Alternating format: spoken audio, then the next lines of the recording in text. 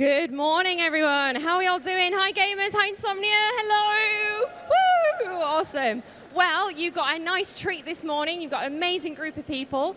You have the lovely Rachel from Samaritans, and they're going to be talking about mental health today and how you can have the best process when you're gaming, make sure you're relaxed, making sure you're doing all the right things to look after yourself and your body. So it gives me great pleasure to introduce Rachel from Samaritans.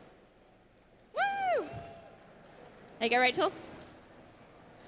Thank you so much. Thank you everyone for coming along today. I am joined by a really lovely group of people who I will just get on stage straight away. So if you welcome up the lovely Pastel, Ems and Wes, and we'll get right into it.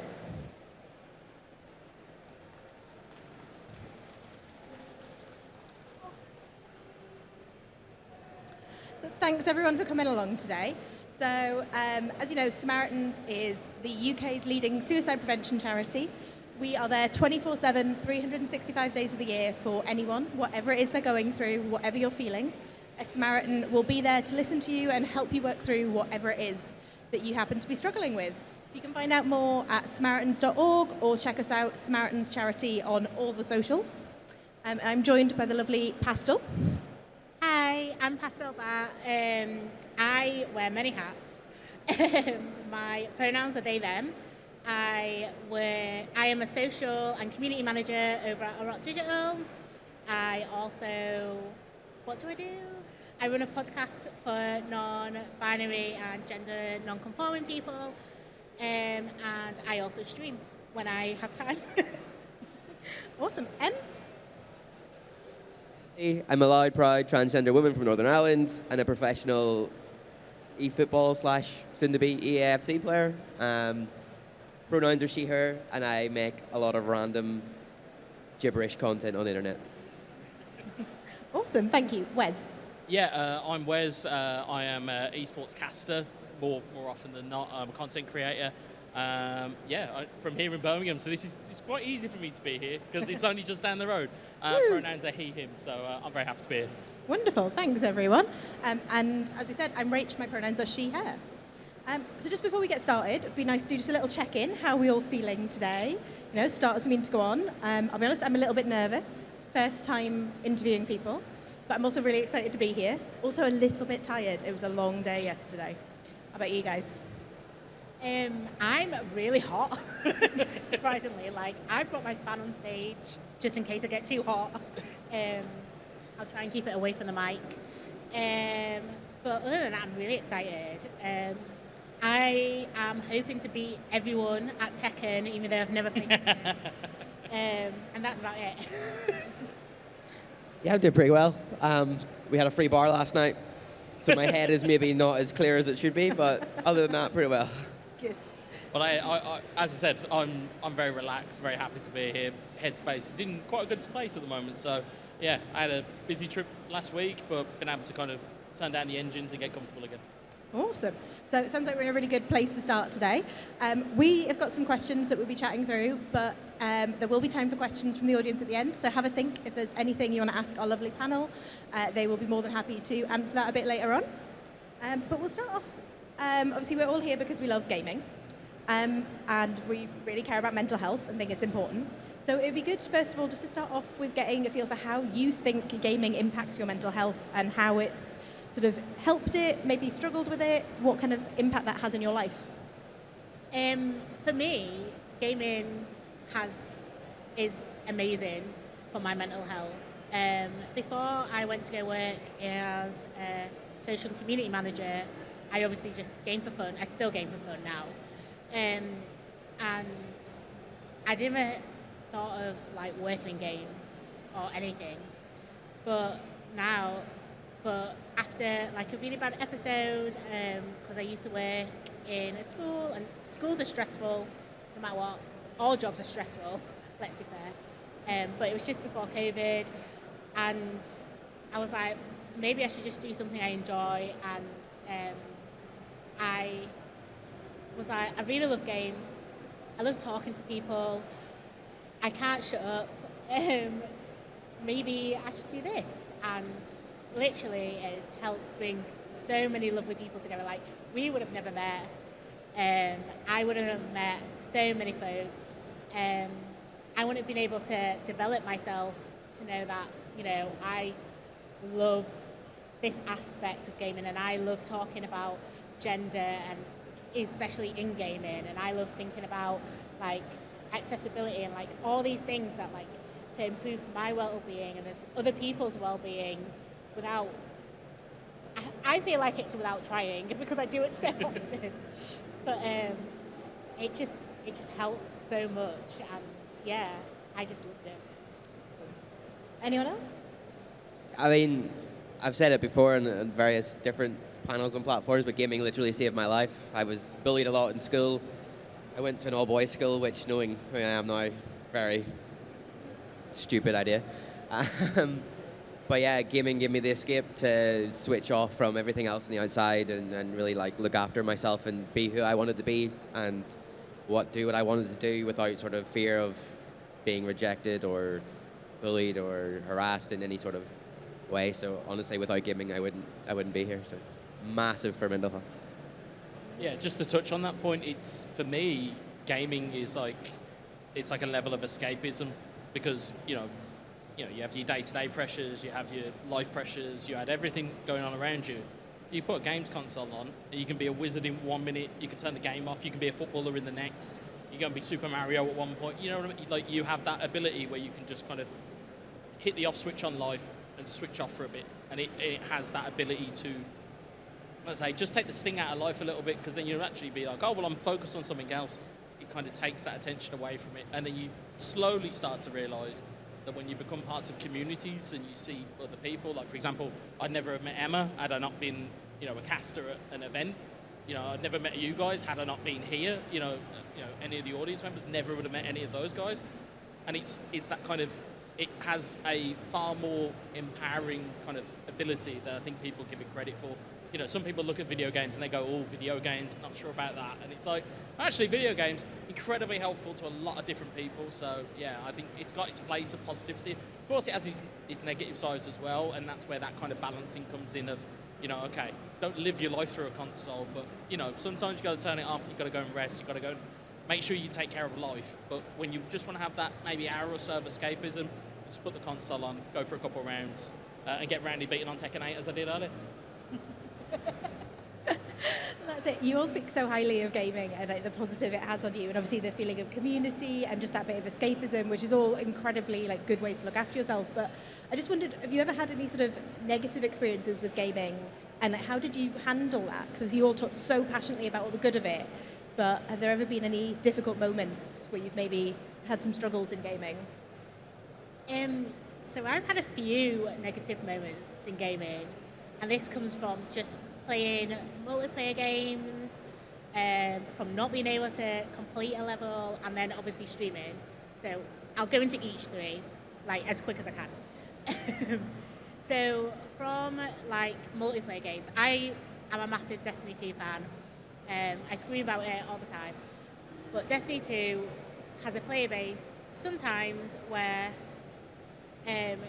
when you do certain activities, some people can be not nice on mics, and that's the same with any game. But it made me not want to do certain activities and like not want to take part and not want to like put myself forward. But I was like, you know what? I will find that space. I will find those people who accept me for who I am and don't mind that, I run my sparrow into a wall 20 million times, and other things. And I did, and that's been fantastic. In not being able to complete a level, I still have not completed some Assassin's Creed because I cannot pass certain levels. And like, that is a really bad. And I know people think that like, oh, that's not as negative. I'm like, well, it still affects my mental health because I really wanted to finish those levels and I really want to get past the story, and I'm just like, oh, now I can't get past it. But then I've got ADHD, so I just quickly picked up another game and played it and forgot about it. And then streaming, because I'm a black femme-presenting person, sometimes you get a lot of hate on the internet. So that also massively brings you down. But I've met so many lovely people who have like been able to like help me learn how to mod better and like protect myself online, so that even if people try to, they're stopped automatically, and I've created that bubble where I know I'm safe. So that's my little 3 things. Yeah. Where to start? Unfortunately for me, I'm a professional esports player, so that environment can be very toxic outside of the competition realm. So I've like, I had to take a massive break at the start of this season of FIFA because I was getting like death threats and all sorts, and like my mental health was just not in the right place. Like I was signed to make FIFA content, and I'm not doing it anymore. I can't turn on my console or look at my phone and see like a TikTok video with thousands of comments telling me to take my own life or that I'm not accepted and not welcome and stuff. So I took a massive break, October last year maybe. But like, where do you start? Like, as a professional player, you never, even as a casual player, you never have a bad day online because you're having a bad day. It's always because of you're a woman or you're trans or because of who you are.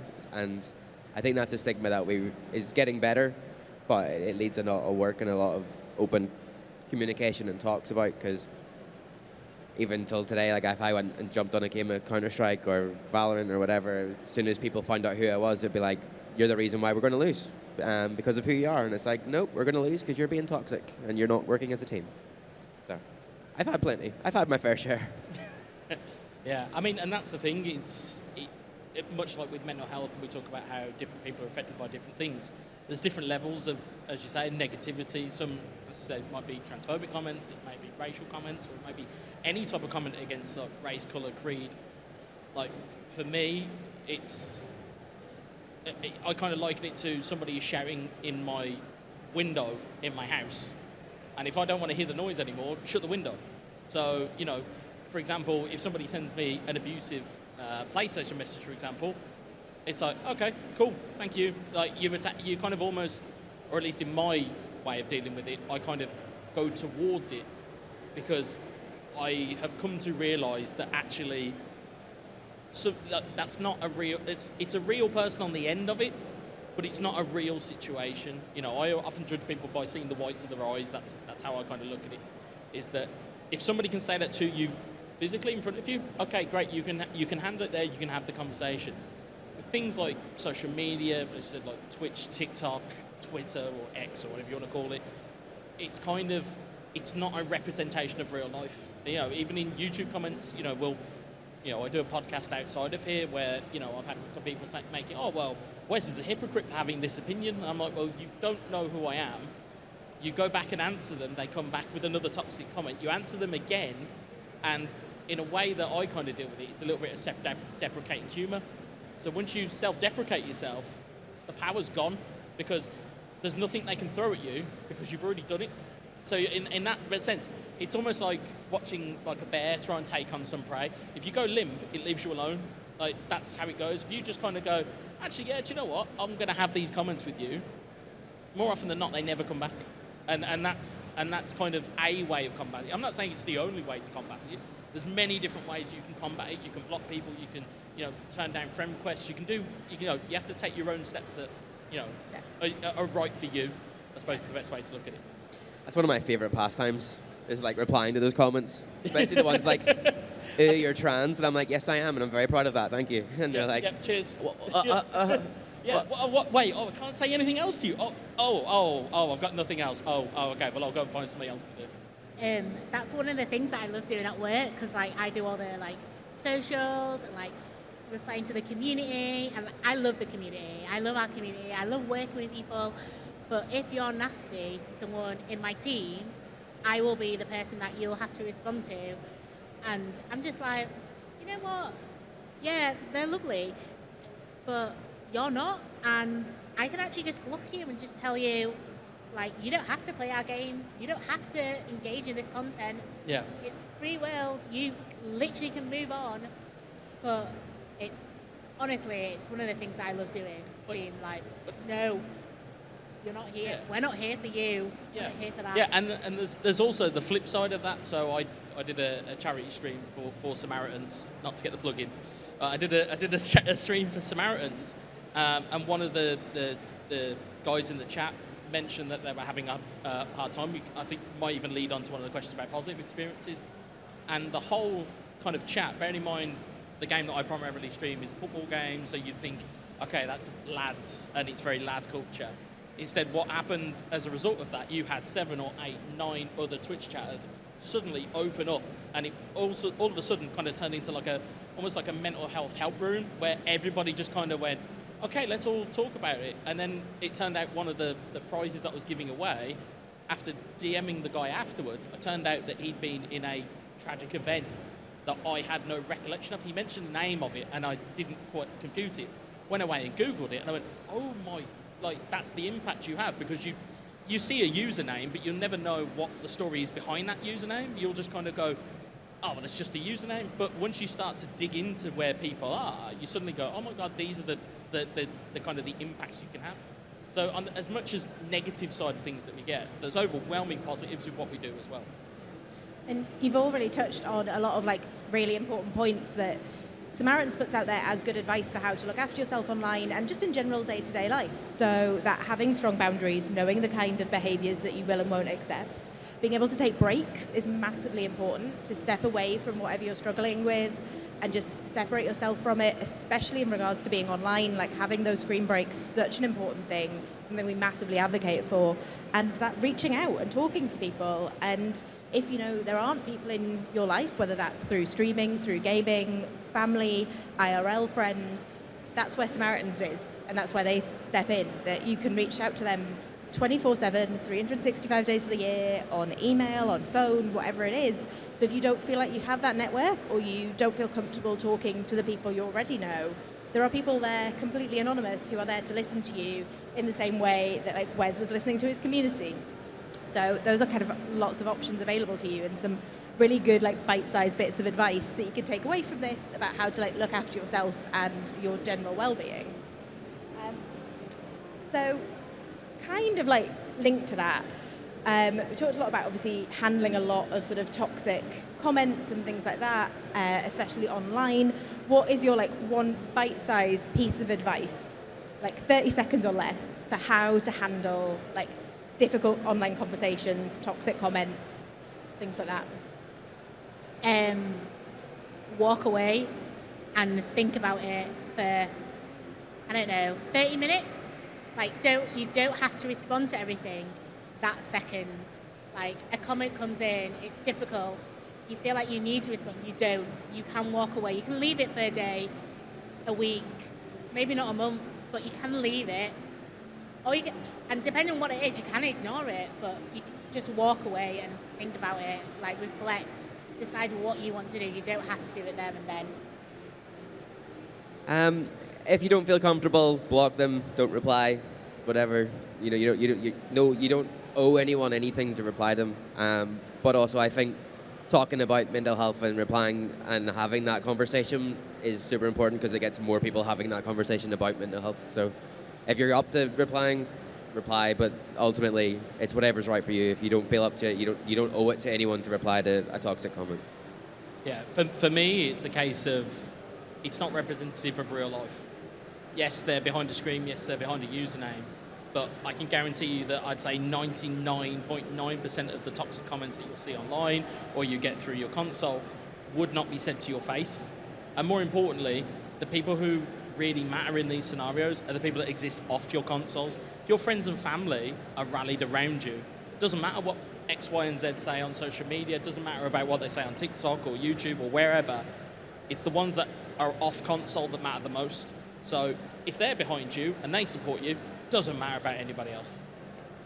Wonderful. That's some great bite-sized advice. I think the only thing I'd add to that is obviously, remember when you're online, there are tools that are there for you to do reporting and to deal with this. So use those.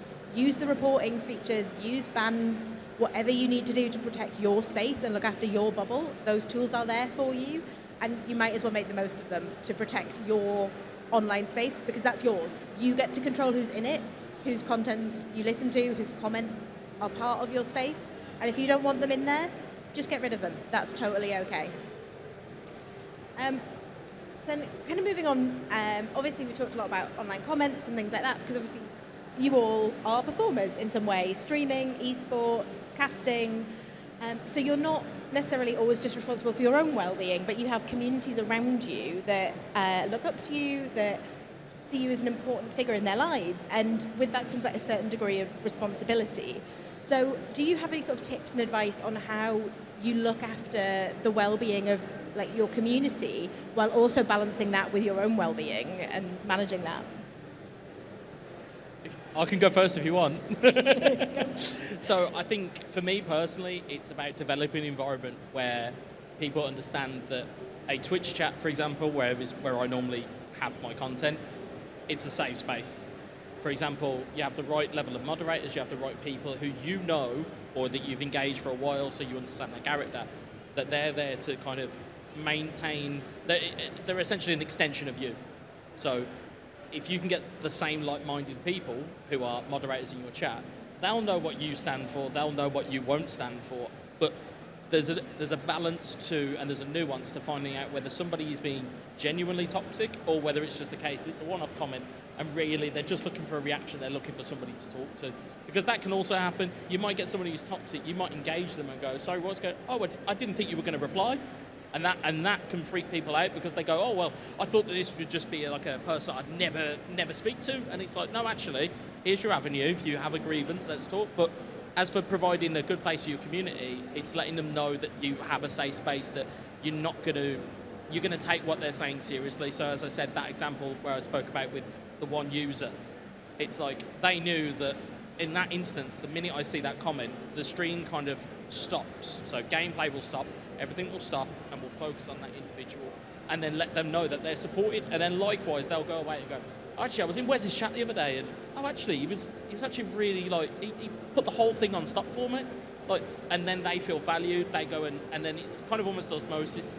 You then start to get people who will then realise that your stream is a safe space. They can come and talk about stuff. And yeah, of course, if you see something that's worrying or a flag, you obviously signpost to wherever you need to signpost them to. But letting people know it's a safe space, that's the key to harbouring a really good community around it.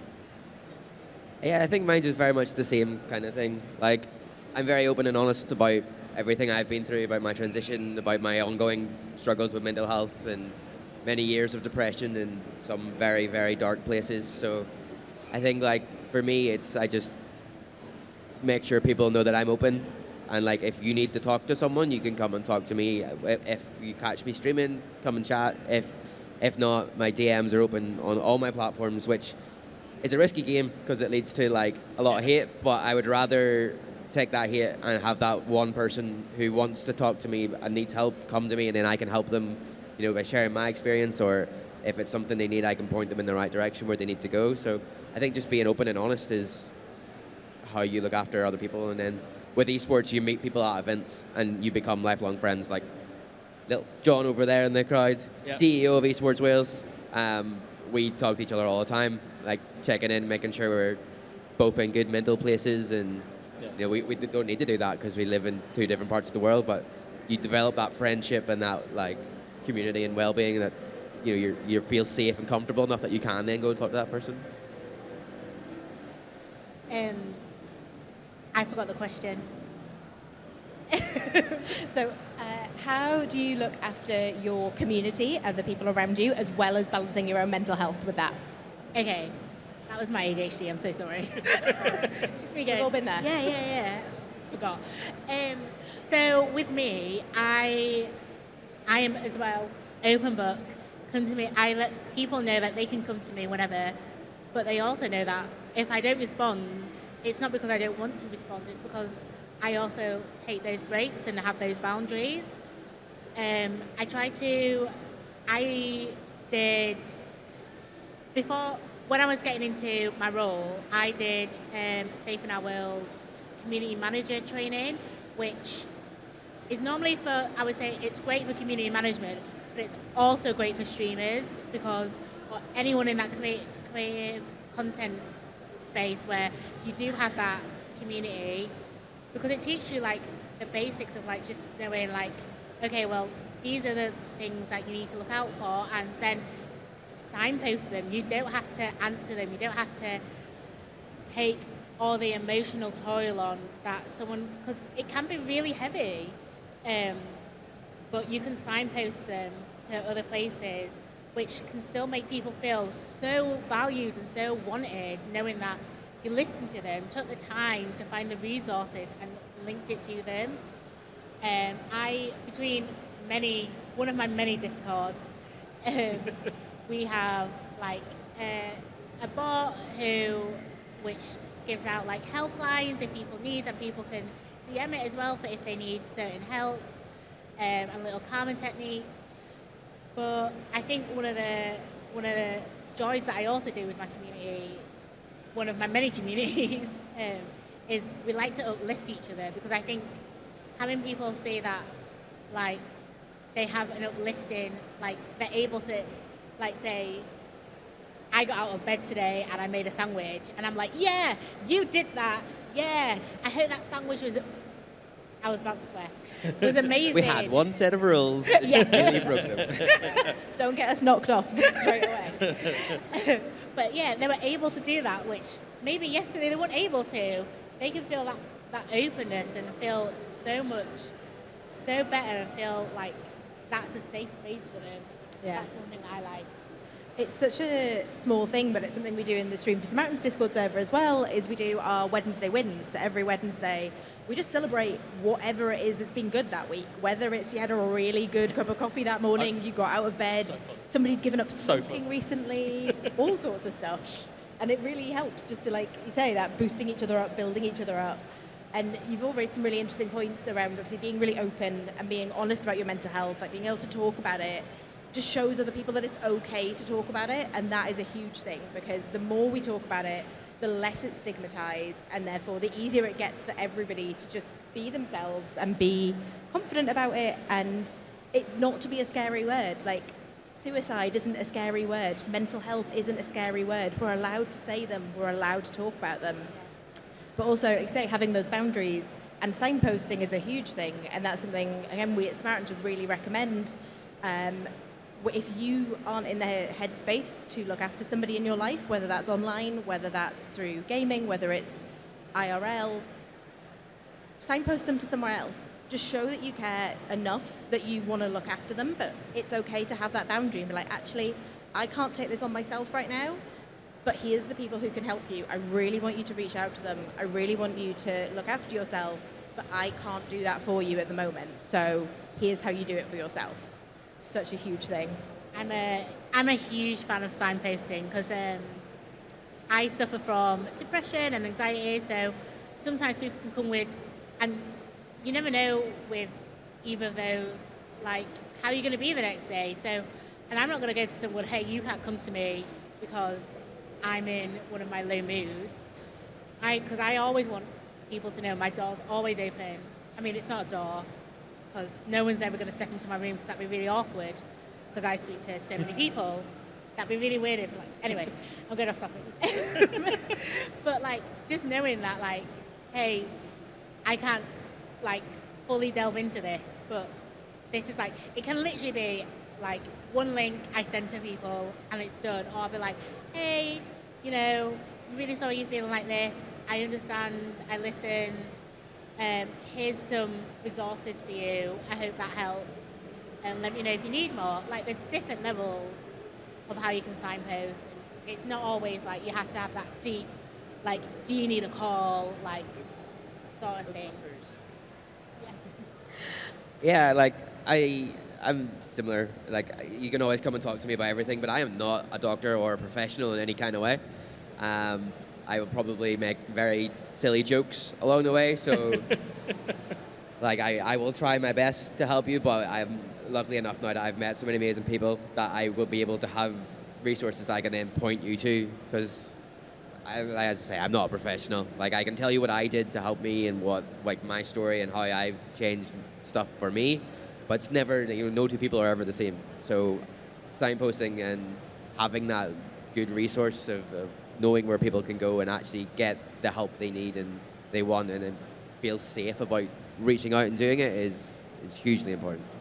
Yeah, I think just one more thing kind of on top of that is that I think that sometimes people think that once you say you suffer with depression, that it's like, it's a weakness. And it's like, that it's something that once you go to the doctor once, it's done. And it's like as I know from a daily basis, it walks with you. So it's a case of, yeah, okay, it is part of me, but it's not it doesn't define you. And it's not, if anything, like, you know, as even as drastic as this might sound, me getting up this morning is a win. Me getting up this morning, coming here is a win. Anything you're doing over and above the baseline of sitting there and going, I don't really want to get up today. Anything over and above that, it's a win. Regardless of how you slice it, regardless of what you're doing, you're winning because you're going, actually, it is a part of me. It comes with me. That's fine. I'll leave that there. I'll carry on doing what I need to do. And I think, you know, just to touch on communities, your audience and your community knowing that you're authentic is the key as well. You know, because there's a lot of people that will say, oh, you know what, I'm here if you need me. But that's more so a call sign, or can sometimes be a call sign to people of, I'm just here for the gossip. And it's like, nah, that's not the way you go with it. So I learned a long time ago, I'm here to listen if you need it. And it's a totally different signal that you can send out to people.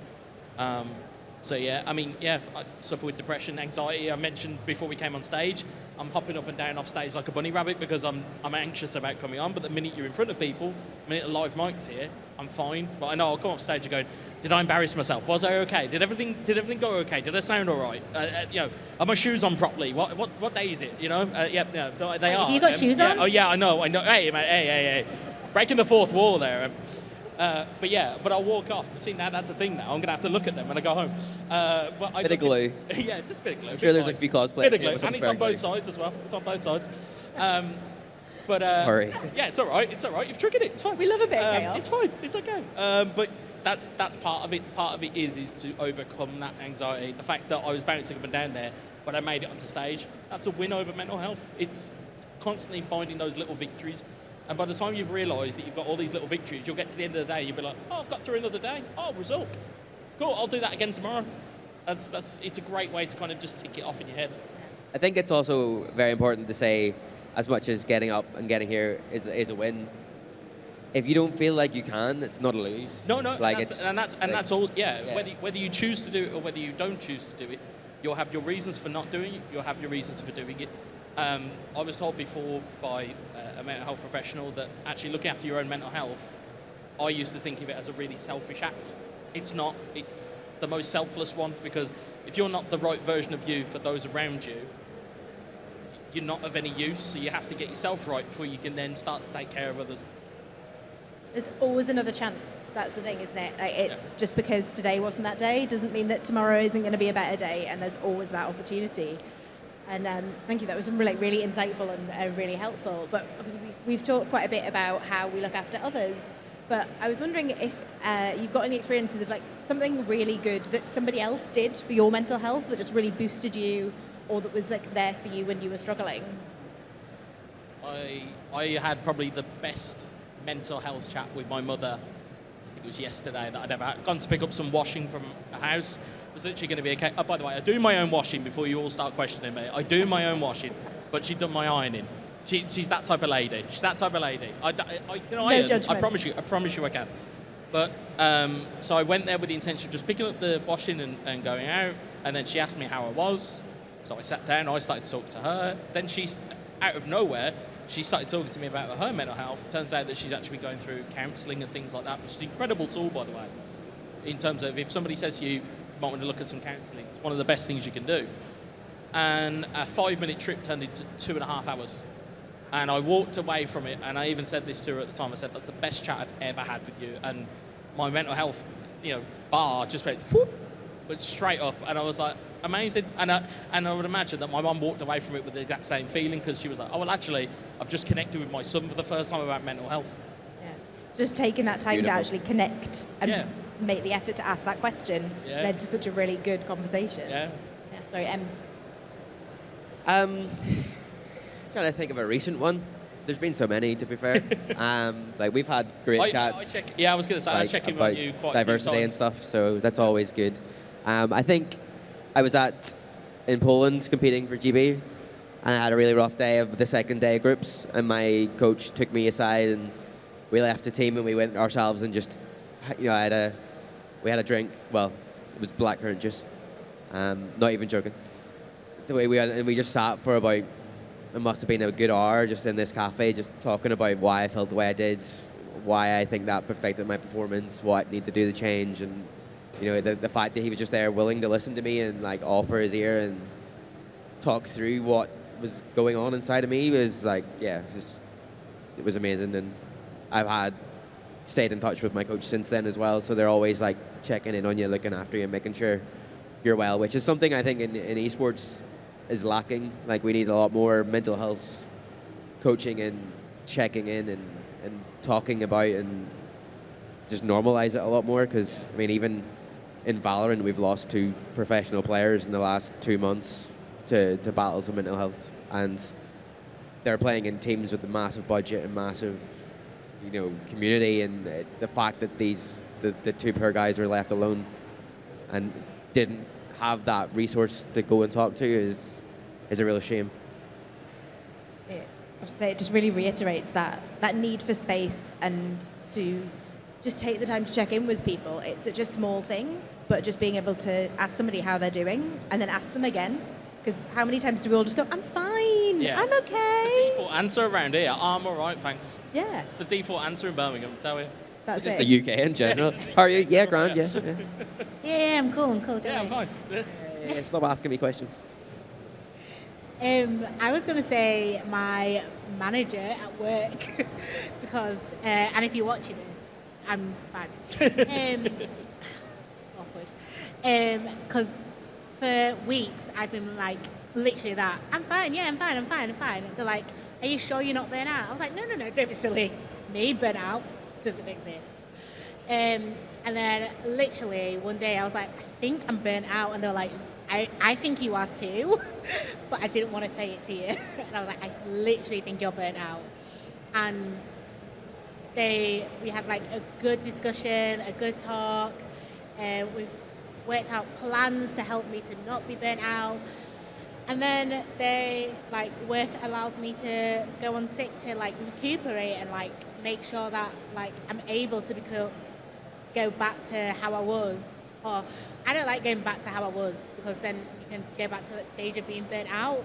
So it's like going forward to being like someone who's in a better mindset and a better frame of mind, and just know that, it's all right to talk about it. And maybe I didn't know I was burnt out, but now I do, and like I'm able to focus on it. Well, not focus on the burnout, but focus on like, okay, this is what pointed me to that moment, and having like that person know that actually I can recognize it in you, and I'm like, I'm glad you recognize it because I don't. Yeah. And you touched on such an important point there about just having that space to talk about it, and somebody that took the time to give you that space to work it out for yourself. Because if somebody tells you what you think they think you're feeling, you're not really going to take it in, are you? You don't really listen to it. And I realise that this could be potentially quite triggering for people if you don't feel like you have that support network around you. So, surprise, surprise, bit of a plug. That's what Samaritans are there for. If you don't have those people in your life that you can reach out to, Samaritans will be there 24/7, 365 days of the year. They won't tell you what to do. They won't give you advice. They'll just listen and give you that space to work through it on your own, in your own time, to just talk about whatever it is that's going on in your head, and to give you that kind of space that sort of Pastel and Ems were talking about, to figure out what's going on and help you work through it. So if you don't feel like you have that in your like day-to-day community, or you just don't want to lean on those people for whatever reason, you don't feel comfortable talking to them, Samaritans are there for you, and that is an option that is available to absolutely anybody in the UK and the Republic of Ireland. I see that we are nearly out of time, so I'm gonna skip one of our questions and go to a nice fun one to end on before we go to audience Q&A. So coming back full circle, obviously we're talking about gaming, video games, and what we love. So I would like to know, what is your sort of favourite game for a bad day? That game that just boosts you up when you're just having one of those days? That game would be Destiny 2. Nice. Without a doubt, Destiny Nice. 2. Good Like, shout. end of. I have to be careful what I say here because I work for Riot, in a way, and I'm a professional player in another game. So I think TFT for me, not actual league or anything, but like teamfight tactics is I just chill out, I just have fun and play Yordles because they're cute and adorable, and it's just so chill and there's no toxic environment, and yeah, it's great. Yeah, I was going to say my serotonin boost, Doom. Such a, just because there's a hard rock anthem with it, and then you have so many enemies you have to worry about that you can just switch off and get lost in it. It's such a brilliant game. Granted, it's probably not the most kid-friendly game, but it's certainly the one that if you're having a rough day, you can pop that on, give it a couple hours, and you'll come off with, oh, I'm right as rain. How about we both play Henderson. Tekken? No, not until I get some practice. No more matches. Yeah, no more I matches. feel like I've got a very different vibe to the rest of you. So for me, I think mine is probably Let's Build a Zoo. And it's purely for the fact that I can watch a little snake bounce on a trampoline. I will gladly sit there and watch that for 10, 20 minutes, and it just brings me so much joy.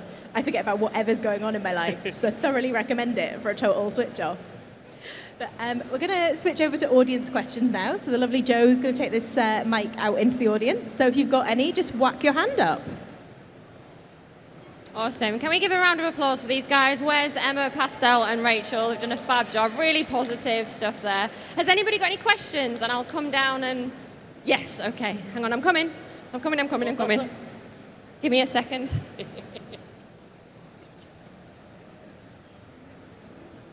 No, he's going to come to you, I think. Oh.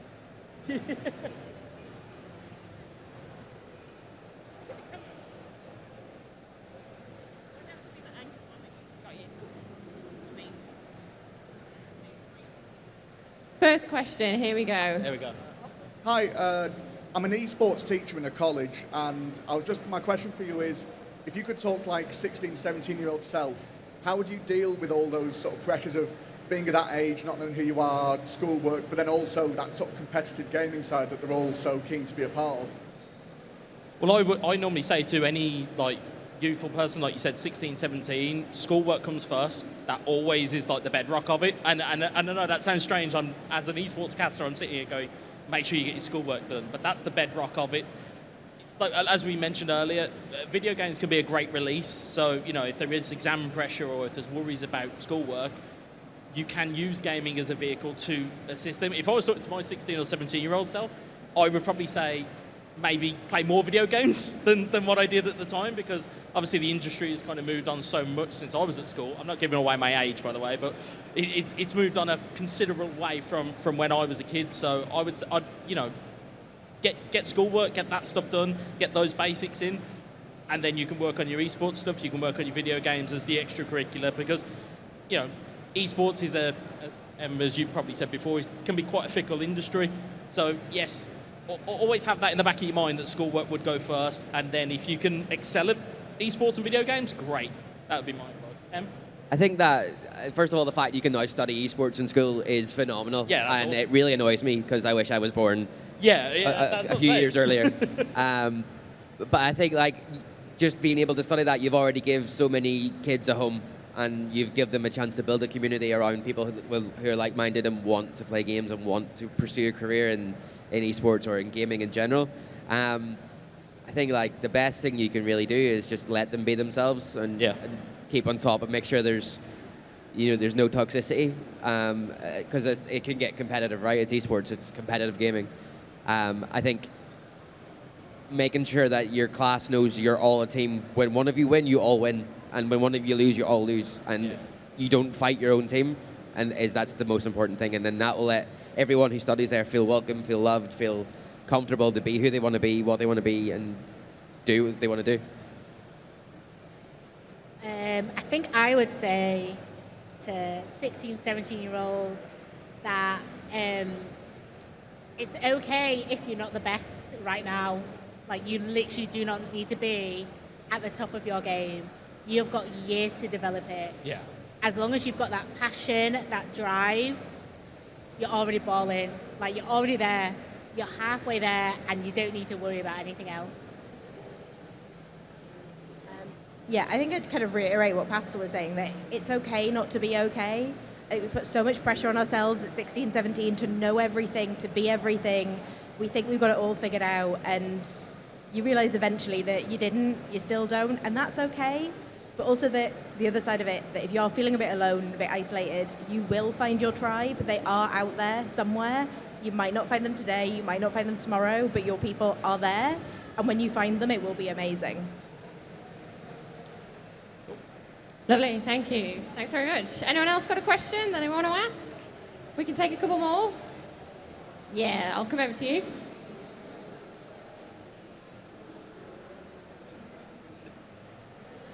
Thanks. No, I'm joking. I was going to ask, for people that are investing into things like mental health, how can they like support better, and where do you want to see like finances being put towards?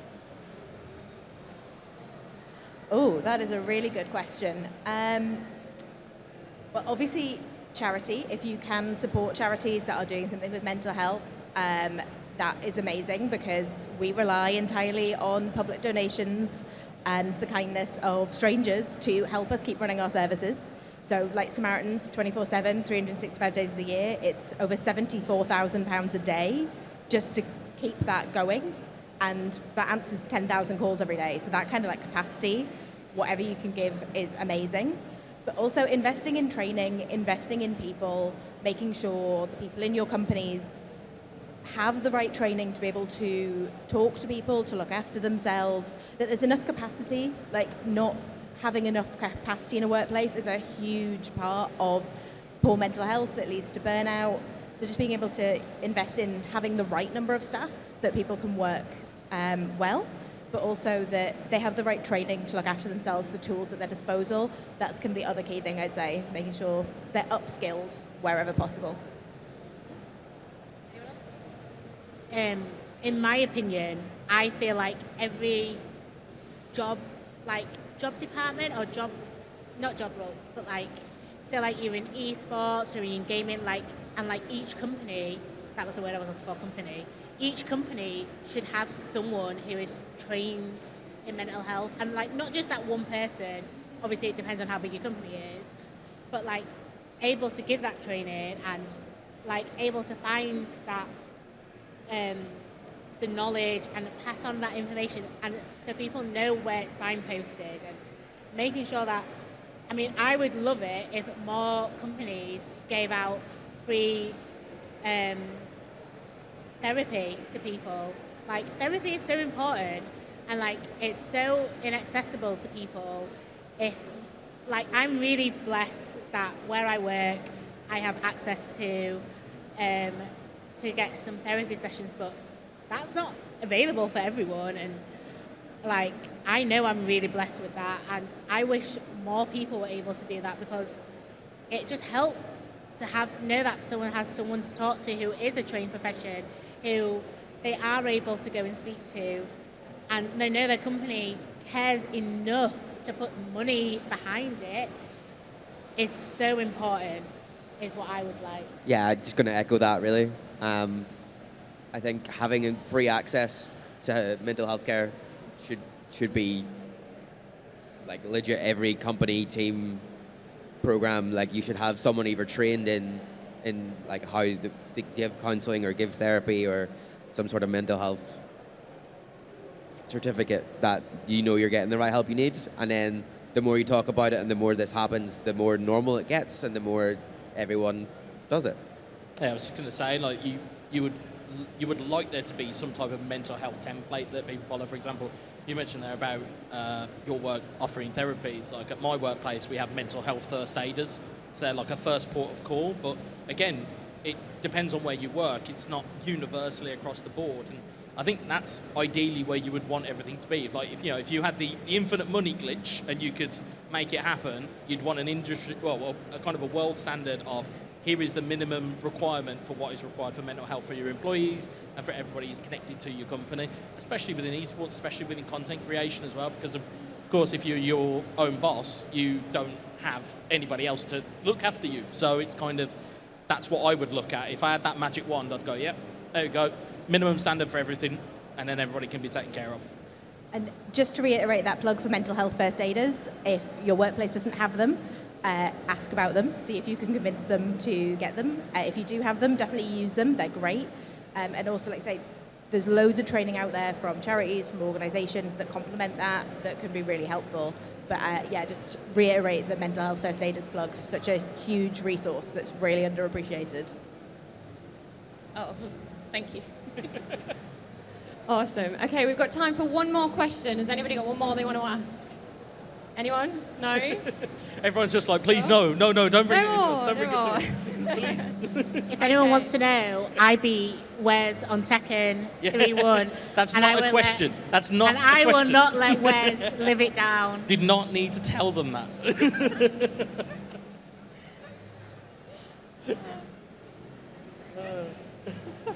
Well, I just wanted to say a massive thanks to all of the panel today for coming along, all of you for coming along, asking some great questions and being part of this. A special thanks to who stood in very last minute for Charisse, who wasn't able to make it today, because she's over on main stage doing lots of exciting things. If you want to know more about Samaritans, you can obviously find us at Samaritans or at Samaritans Charity on all socials. Check us out at samaritans.org. If you want to find Pastelbat, Oh, I was like, you can find me, like I'm here. You can find me on all socials at Pastelbat90, and that's pretty much it. Or they play podcasts for podcasts for non-binary, gender non-conforming folk, and we're on Twitter, X, and Insta. Yeah, at MZ192 on literally every single social media platform. Yeah, Weather FC on, again, pretty much every platform. Except for Bebo. Bebo's dead. Sad. Wonderful. Thank you very much. Can we give them another round of applause? They've done great today. Thank you, guys. Thank you ever so much. Okay, guys, so we do have lots on today. We've got lots going on. The main stage has Session 0. Is anyone D&D fans? Woo! Me too, yeah. So go live my dream. Go and get involved in Session 0 over there. It's a great, great show. Lots of interactivity with that. Go and get involved with that. And then back at 1 o'clock here, we've got another session here, Our Story. So come and join us then. But thank you ever so much for joining in, guys. Thank you.